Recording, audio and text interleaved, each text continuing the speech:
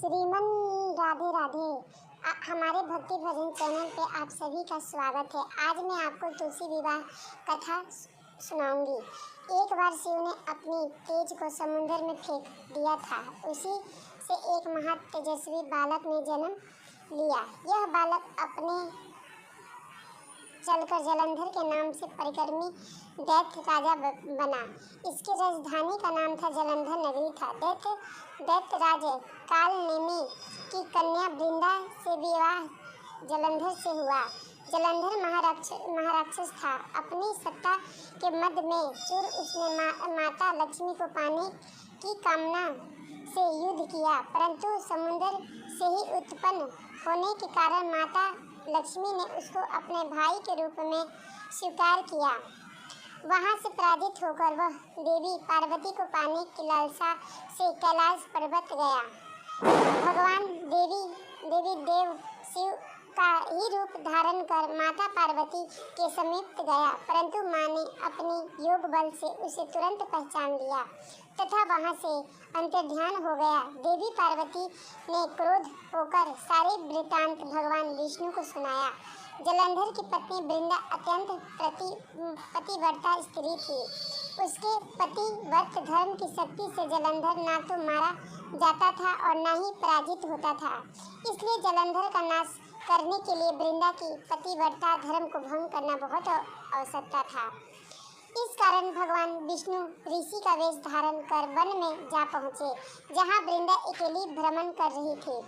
भगवान के साथ दो मायावी राक्षस भी थे, जिन्होंने देखकर वृंदा भयभीत हो गई। ऋषि ने वृंदा के सामने पल में दो को भस्म कर दिया। उनकी शक्ति देख वृंदा ने कैलाश पर्वत पर महादेव के साथ युद्ध कर रहे अपने पति जलंधर के बारे में पूछा। ऋषि ने अपने माया जाल से दो वानर प्रकट किए। एक वानर के हाथ में जलंधर का सिर था तो दूसरे के हाथ में धड़कन। अपने पति की यह दशा देख वृंदा मूर्छित होकर गिर पड़ी। होश में आने पर उन्होंने ऋषि रूप भगवान से विनती की कि वो उसके पति को जीवित करे। भगवान ने अपनी माया से पूछा। जलंधर का सिर धड़ से जोड़ दिया, परंतु स्वयं भी वह उसी शरीर में प्रवेश कर गए। वृंदा को इस छल का तनिकी भी आभास न हुआ। जलंधर बन भगवान के साथ वृंदा पतिव्रता का व्यवहार करने लगी, जिससे उसे सती सावित्री भंग हो गया। ऐसा होते ही वृंदा के पति जलंधर युद्ध में हार गया। इस सारी लीला का जब वृंदा को पता चला तो उसने क्रोध होकर भगवान विष्णु को हृदयहीन शिला होने का श्राप दे दिया। अपने भक्त के श्राप को भगवान विष्णु ने स्वीकार किया और शालिग्राम पत्थर बन गए। सृष्टि के पालनकर्ता के पत्थर बन जाने पर ब्रह्मांड में असंतुलित की स्थिति हो गई।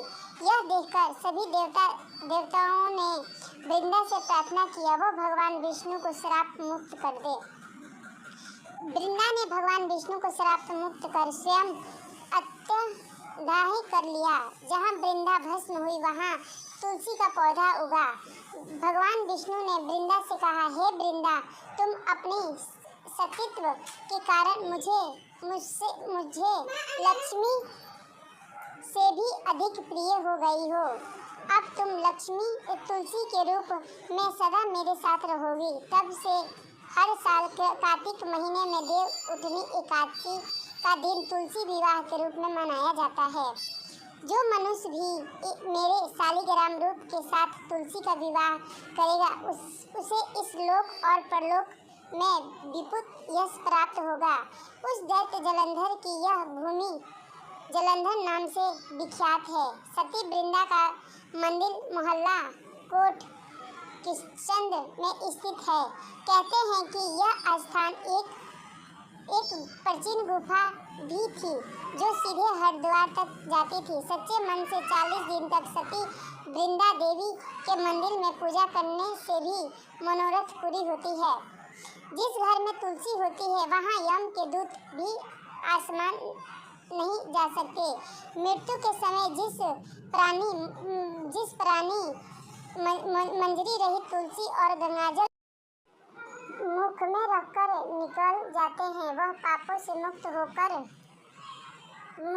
होकर वैकुंठ धाम को प्राप्त होता है। जो मनुष्य तुलसी व आंवले की छाया में अपने पितरों का श्रद्धा करता है उसे पितर मोक्ष को प्राप्त होता है।